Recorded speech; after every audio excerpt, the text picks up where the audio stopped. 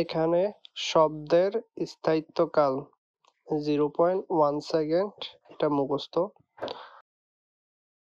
এ হতে উৎপন্ন শব্দ শোনার সময় t1 এত সেকেন্ড দেওয়া ছিল, আর শব্দের স্থায়িত্বকালের চেয়ে বেশি, এই কারণে 0.1 যোগ হবে, তাহলে এত সেকেন্ড। বাতাসে শব্দের বেগ এত দেওয়া আছে।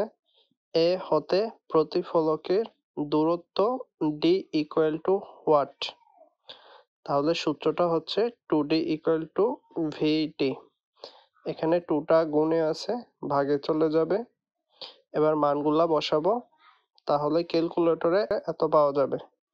সুতরাং এ হতে প্রতিফলকের দূরত্ব এত মিটার। এখানে কম্পাঙ্কের পার্থক্য del F equal to 6 hertz.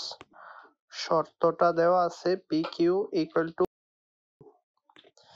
এখানে পি কিউ এর ক্ষেত্রে সংকুচন আর প্রসারণ মিলে একটা হবে, এই কারণে 1 2 3, তাহলে 3টা ল্যামডা।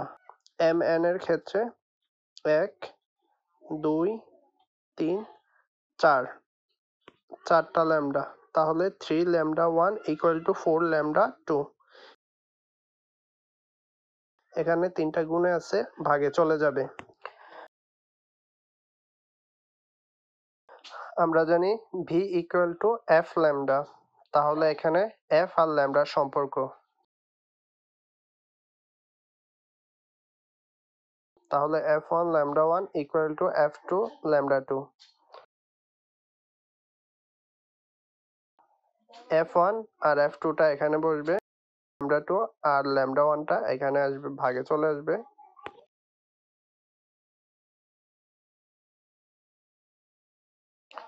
তাহলে এবার মান বসাবো, সবার নিচের 3টা উপরে চলে যাবে, তাহলে ল্যামডা 2 বাদ যাবে। এবার আর আর গুণ 3f2 ইকুয়াল টু 4f1, 3টা গুণে আছে, ভাগে চলে যাবে। Del F equal to f2 minus f1, যেহেতু f2 গ্রেটার দেন f1, এই কারণে এই সূত্র। ডেল এফ এর মান হচ্ছে 6 আর f2 এর মান হচ্ছে 8, আর f1 যেভাবে আছে সেভাবে। এবার লসাগু করব, তাহলে 4f1 আর এভাবে আর আর গুণ দিলে 3f1, তাহলে 4টা থেকে 3টায় গেলে একটা f1 আর আর গুণ দিলে, সুতরাং f1 ইকুয়াল টু 18 হার্টজ। এখানে f2 টা ছিল এইটা, এবার f1 এর মানটা বসাবো, তাহলে 24 হার্টজ পাওয়া যাবে। শ্রবণের স্থায়িত্ব 20 থেকে 20,000 হার্টজ, যেহেতু এ এর ক্ষেত্রে কম, কিন্তু বি এর ক্ষেত্রে স্থায়িত্বের মধ্যে, তাই বি এর শব্দ মানুষ শুনতে পারবে।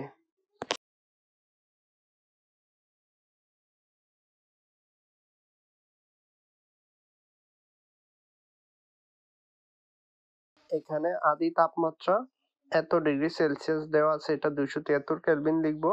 আদি বেগটা ছিল v1 330 মিটার পার সেকেন্ড।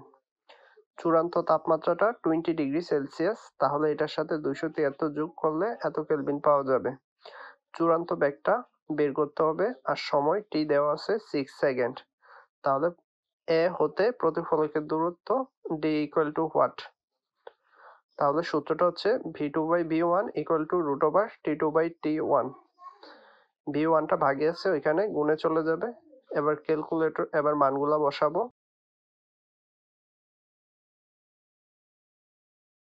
ক্যালকুলেটরে এত মিটার পার সেকেন্ড পাওয়া যাবে। আবার 2d ইকুয়াল টু vt, 2টা গুণে আছে, ভাগে চলে যাবে। মান বসাবো, ক্যালকুলেটরে এত মিটার পাওয়া যাবে। সুতরাং এ হতে প্রতিফলকের দূরত্ব এত মিটার। এখানে বি এত মিটার পার সেকেন্ড, এটা গ হতে পাই, আর ল্যামডা 1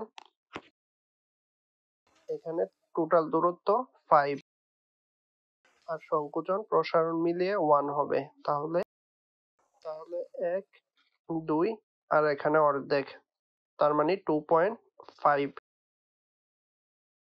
তাহলে 2.5 দ্বারা ভাগ করলে এত পাওয়া যাবে। এটাকে 100 দ্বারা ভাগ করে মিটারে নেব।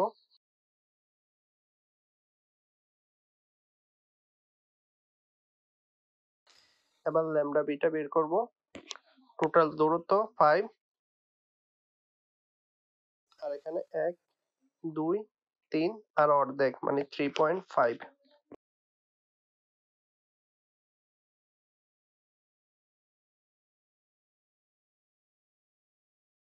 সেম আবার 100 দ্বারা ভাগ করব, তাহলে এত মিটার হবে। সুতরাং এর সুষমাকার কম্পাঙ্ক এফ বি বাই, এবার মান বসাবো।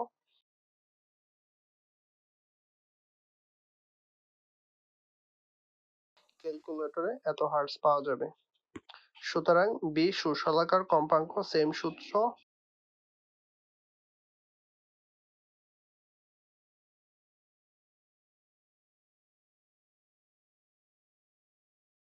ক্যালকুলেটরে এত হার্টজ পাওয়া যাবে।